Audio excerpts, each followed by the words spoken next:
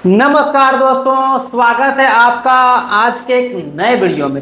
और दोस्तों, आज के इस वीडियो में हम बताने वाले हैं कि जिन भी लाभुकों का वृद्धा विधवा दिव्यांग पेंशन योजना के 4 महीने से पेंशन रुके हुए हैं, उन लोगों को कब मिलने वाले हैं। दोस्तों, आखिर क्या वजह है जिससे अभी 4 महीने हो गए हैं और अभी तक आप लोगों के पेंशन नहीं मिल पा रहे हैं।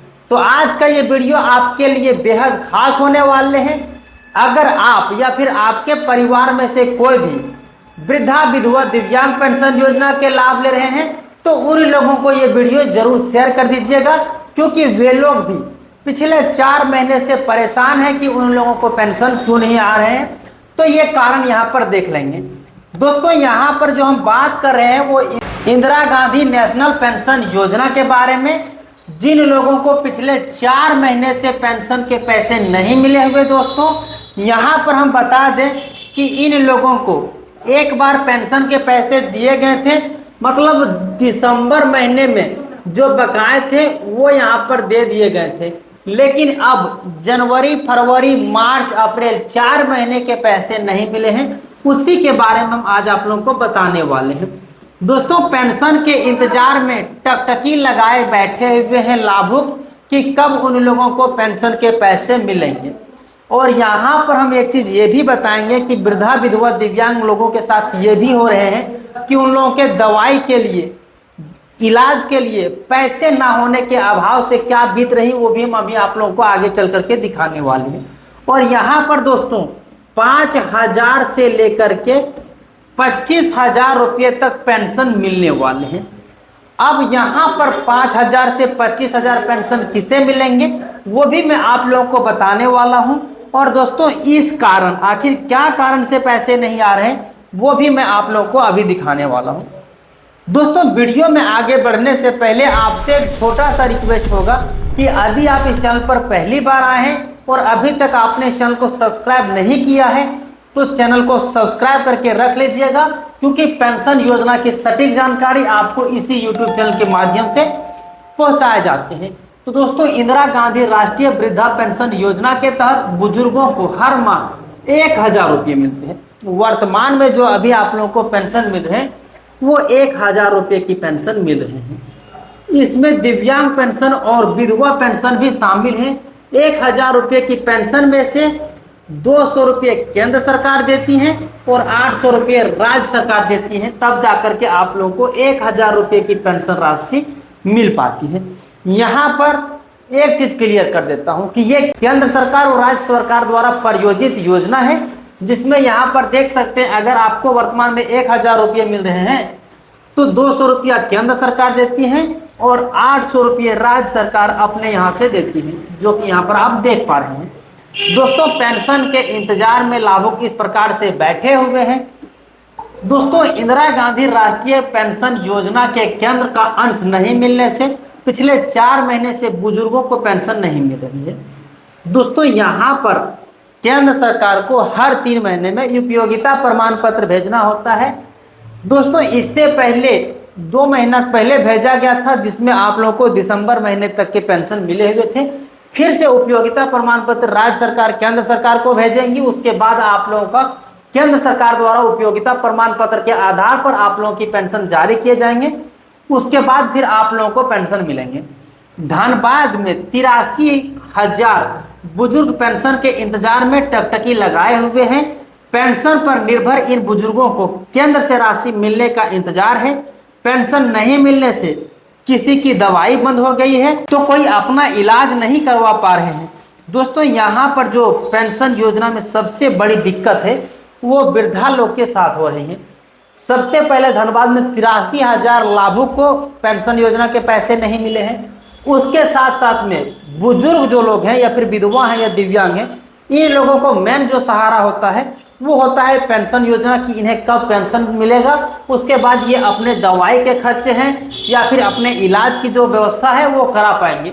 लेकिन क्योंकि पेंशन नहीं मिल पा रही है, जिसके वजह से लाभुकों में काफ़ी ज़्यादा परेशानी है और उन लोग अपना उपचार नहीं करवा पा रहे हैं। दोस्तों, इंदिरा गांधी राष्ट्रीय वृद्धा पेंशन योजना के तहत बुजुर्गों को हर महीने 1,000 रुपये मिलते हैं। इसमें दिव्यांग पेंशन और विधवा पेंशन भी शामिल है। जो 1,000 रुपये की राशि मिल रही दोस्तों सभी को, चाहे वृद्धा हो, विधवा हो या दिव्यांग, तीनों लोगों को यहाँ पर 1,000 रुपये की राशि हर एक महीना मिलते हैं, जिसमें 200 रुपये केंद्र सरकार देती है और 800 रुपये राज्य सरकार देती है। वहीं दिव्यांग और विधवा पेंशन योजना में 700 रुपया राज्य सरकार देती है और केंद्र सरकार 300 रुपया देती है। यहां पर इस वीडियो में आपको दो तरह की चीजें समझने को मिला। अगर वृद्धा पेंशन की लाभ ले रहे हैं तो 200 रुपया केंद्र सरकार दे रही है और 800 रुपया राज्य सरकार दे रही है। वहीं पर अगर आप विधवा और दिव्यांग पेंशन योजना का लाभ ले रहे हैं तो केंद्र सरकार 300 रुपया देती है और राज्य सरकार 700 रुपया देती है। और एक और अपडेट जो यहाँ पर नहीं है वो मैं आप लोगों को बता देता हूँ कि जैसे ही आपकी उम्र, मतलब जो वृद्धा लोग हैं उन लोगों की उम्र, जैसे ही वृद्धा लोगों की उम्र 80 वर्ष से प्लस हो जाते हैं दोस्तों, उसके बाद केंद्र सरकार द्वारा 500 रुपये और राज्य सरकार के द्वारा 500 रुपये दिए जाते हैं। तब जाकर के आप लोगों को 1,000 रुपये की जो पेंशन राशि है वो आप लोगों के बीच में मिल पाते हैं। ये रहा आप लोगों का ऑफिशियल आंकड़ा जो कि मैंने आप लोगों के बीच में साझा किया। अब यहाँ पर पिछले 4 महीने से केंद्र सरकार ने राज्य को अपना अंश नहीं दिया है। केंद्रांश नहीं मिलने की वजह से राज्य सरकार इन बुजुर्ग, दिव्यांग और विधवा को पेंशन जारी नहीं कर पा रही है। 60 वर्ष या उससे अधिक उम्र के बुजुर्गों को इस योजना का लाभ मिलता है, जिस वजह से वे अपना सारे कुछ दवाई या फिर इलाज के खर्चे उठा पाते हैं। लेकिन नहीं मिलने से इन लोगों को काफ़ी ज़्यादा परेशानी हो रही है। दोस्तों यहाँ पर सर्वजन पेंशन योजना के बारे में बात कर लेते हैं, जो राज्य सरकार द्वारा चलाए जाते हैं, जिसमें आपने देखा होगा कि यहाँ पर मार्च महीने के पेंशन क्लियर कर दिए गए जो राज्य सरकार द्वारा चलाए जाते हैं। सिर्फ और सिर्फ अप्रैल जो वर्तमान में चल रहे हैं इसी महीने के पेंशन बकाए हैं, जो कि ये भी बहुत जल्द इन लोगों को मिलने वाली है। लेकिन केंद्र और राज्य सरकार द्वारा इंदिरा गांधी पेंशन योजना जो है उसमें नहीं मिल पा रहे हैं। दोस्तों झारखंड में 2 तरह की पेंशन योजना चलाई जाती है। राज्य सरकार की सर्वजन पेंशन योजना के तहत धनबाद में 1.20 लाख लोगों को इस योजना का लाभ मिल गया है। यहाँ पर देख पा रहे होंगे दोस्तों कि धनबाद जिले में 1.20 लाख लाभुकों को सर्वजन पेंशन योजना के पैसे मिल गए हैं। बाकी 83,000 वैसे लाभुक हैं जिन लोगों को इंदिरा गांधी पेंशन मिलता है, उन लोगों को अभी पेंशन नहीं मिला है। इस योजना के लाभुकों को जुलाई तक का भुगतान कर दिया गया था दोस्तों। मतलब ये दोस्तों यहाँ पर दिसंबर महीने तक का भुगतान हुआ था, ठीक है, जो कि अभी आप लोगों को 4 महीने से बका है। दोनों में से एक ही पेंशन योजना का लाभ उठा सकते हैं। यहाँ पर जो 2 तरह के योजना चलाए जाते हैं उसमें से आप ये एक योजना का लाभ उठा सकते हैं। दोनों में 1,000 रुपये की राशि मिलती है, चाहे आप केंद्र सरकार का योजना उठाओ या फिर राज्य सरकार का। जिन लाभुकों को केंद्र सरकार इंदिरा गांधी राष्ट्रीय वृद्धा पेंशन योजना के तहत अपना निबंधन कराए हुए, उन्हें सर्वजन पेंशन योजना की लाभ नहीं मिलेगी। दोस्तों यहाँ पर क्लियर कर दिया गया है कि आप दोनों तरह के योजना का लाभ नहीं ले सकते हैं। अब हम यहाँ पर यह बात करने वाले हैं कि किन लोगों को 5,000 रुपये मिलेंगे और किन लोगों को 25,000 रुपये की पेंशन मिलेंगी, और जो हमने थंबनेल में लिखा था दोस्तों वो किस आधार पर, आइए देखते हैं। झारखंड सरकार के पूर्व खिलाड़ी के लिए झारखंड खिलाड़ी पेंशन योजना के तहत आवेदन प्रक्रिया शुरू कर दी है।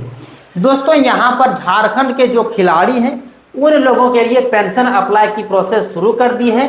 खेल नीति 2022 के विभागीय अधिसूचना के आलोक में योग्य खिलाड़ियों से निर्धारित प्रपत्र पर आवेदन आमंत्रित किए गए हैं। आवेदन की अंतिम तिथि 16 अप्रैल तक है। जिन भी लोगों को खिलाड़ी पेंशन योजना लेना है वो लास्ट 16 अप्रैल तक आवेदन कर सकते हैं, जिसमें यहाँ पर देख सकते हैं मेजर ध्यानचंद खेल रत्न, अर्जुन पुरस्कार, द्रोणाचार्य पुरस्कार एवं ध्यानचंद पुरस्कार प्राप्त करने खिलाड़ी, ओलंपिक एवं पैरा ओलंपिक पदक विजेता, ओलंपिक प्रतिभागी, कॉमनवेल्थ गेम, एशियन गेम, विश्व कप, विश्व champion, para Asian games, chef हैं तथा राष्ट्रीय खेलों के पदक विजेता एवं राष्ट्रीय स्तर पर भाग ले चुके पूर्व खिलाड़ियों को पेंशन का लाभ दिया जाएगा। यहाँ पर आप देख सकते हैं इन खिलाड़ियों में से अगर आप किसी में आते हैं या आपके रिश्तेदार या फिर दोस्त किसी में आते हैं तो उन लोगों को यह जानकारी दे दीजिएगा कि उन लोगों को पेंशन का आवेदन जो स्टार्ट हो चुके हैं वे लोग अपना आवेदन करवा लेंगे। वर्तमान में सक्रिय खेल जीवन में अलग हो चुके हैं। आवेदन पत्र खेलकूद एवं युवा कार्य निदेशालय की वेबसाइट से प्राप्त कर सकते हैं।